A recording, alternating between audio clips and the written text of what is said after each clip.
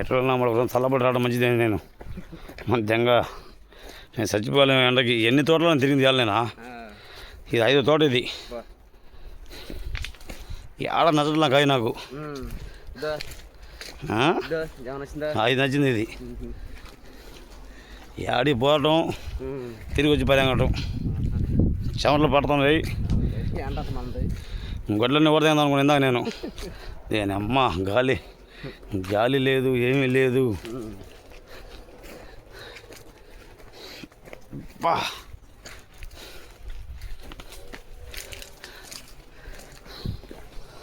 చల్లేదా ఇంకా లాస్ట్ దాకా.